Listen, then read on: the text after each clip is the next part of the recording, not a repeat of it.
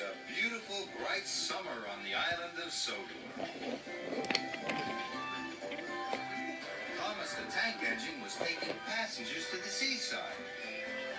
In the summer holidays, Thomas went there nearly every day. One morning, Sir Topham Hatt came to see Thomas. "I have an important special for you," he said. "I need you to take some steel pipes to the wharf." Thomas was delighted.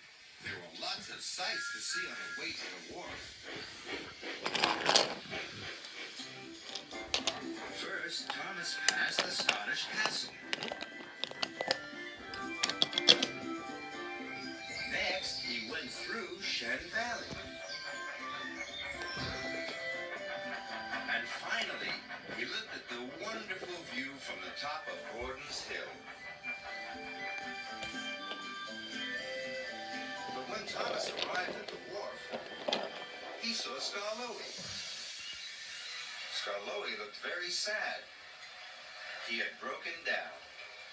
"There's no one to take me to the repairer's yard," Skarloey chuffed. "Maybe I can take you," puffed Thomas. "Please, sir," Thomas asked the narrow gauge controller, "can I take Skarloey to the repairers?" "Skarloey is very heavy," said the narrow gauge controller. "I'm sure I can pull him," puffed Thomas. "And I finished all my other jobs." "Very well," said the narrow gauge controller, "but you must go straight there." "Yes, sir," whistled Thomas. "The coupling on that flatbed is old, so take care," he added. So Skarloey was loaded onto the flatbed. Skarloey was sad. "I don't like going to the repairers," he puffed. Thomas wanted to cheer Skarloey up. "I'll show you some wonderful new sights. Sights you never see in the mountains," chuffed Thomas cheerfully. "This will be your big day out."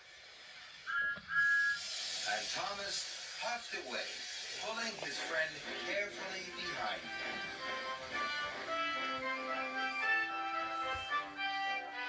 So, Thomas didn't take Skarloey straight to the repairers.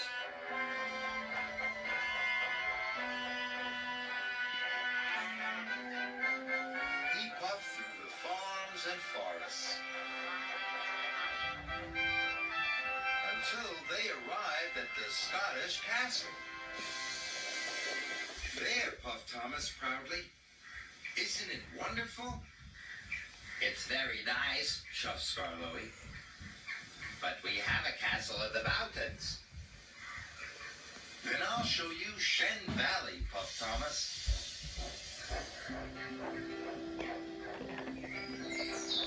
Thomas and Skarloey puffed through the flowery fields and the green meadows of Shen Valley. "There," whistled Thomas grandly. "It's very nice," chuffed Skarloey. "But we have green valleys in the mountains." Thomas felt sad. He wanted Skarloey to have a big day out. He had to find something Skarloey had never seen before.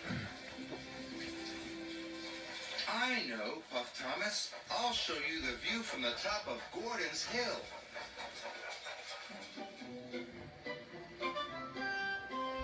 So Thomas puffed and puffed up Gordon's Hill. Skarloey was very heavy. The old flatbed coupling creaked and groaned.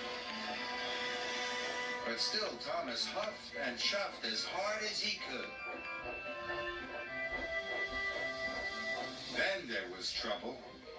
Just as he got to the top of the hill, the coupling came loose, and Skarloey rolled backwards.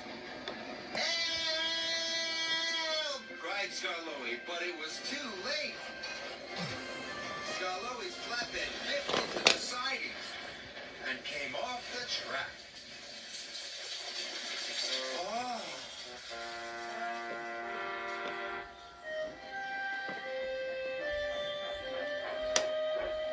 "Oh no," moaned Thomas.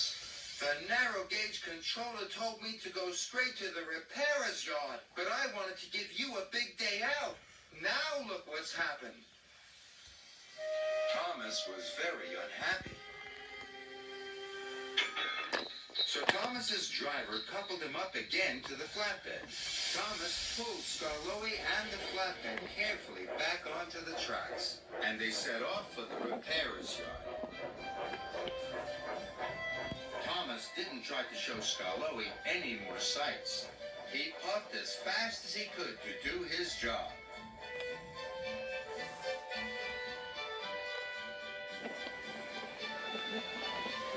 The fastest way to the repairer's yard was the track by the seaside. Thomas had to stop at a signal. Skarloey looked out at the sea and the sand. There were sandcastles, donkey rides, and children eating ice cream. It looked marvelous.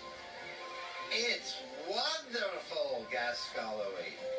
I've never seen anything like that before. Skarloey was so excited it made his axles tingle. Thomas was surprised and delighted. I see the beach almost every day, he tooted happily. Thomas took Skarloey to the repairers. I'll wait and take you back, tooted Thomas. Thank you, wheezed Skarloey. When he was repaired, Thomas took Skarloey to look at the beach once again. This is the best big day out ever, puffed Skarloey. Thomas was delighted.